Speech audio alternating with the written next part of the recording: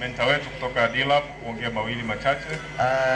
Kwa upande wangu mimi napenda kumshukuru Mwenyezi Mungu kwa fursa hii, imekuja kwa wakati mwafaka kabisa katika jimbo la Temeke, lakini kwa Tanzania kote, kwa sababu sasa hivi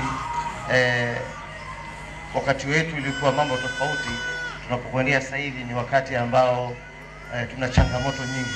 Tunataka jamii ambayo si masuala ya udumavu tu, tunataka jamii ambao Mungu awajalia wana akili nzuri. Kwa kupitia huu mradi itasaidia kuwa na hiyo akili kwa imara, kwa sababu tunahitajia vijana katika jamii wanaoweza kufikiri kwa upana, kuwa wabunifu wa maendeleo ya nchi yetu ya Tanzania. Na sisi tupo katika kuhakikisha hiyo fursa hiyo inafika kwa wanajamii wote.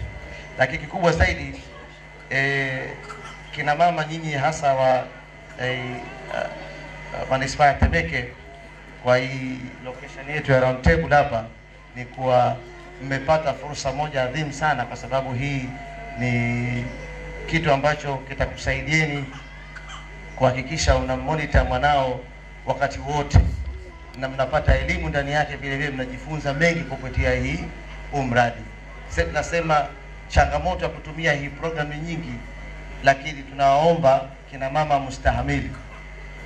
Kama mmoja kaja hapa kaweza kuzungumza masuala ya data, hamna kweli, lakini hilo jambo hivi asubuhi tu nilikuwa ninazungumza na wataalamu wanaofanya hiyo shughuli, washaliona ile kitu na wao katika pipeline ya kuifanyia kazi.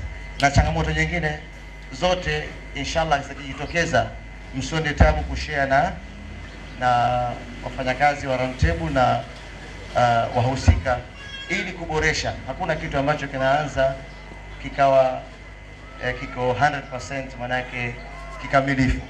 Mapungufu yapo hapa na pale.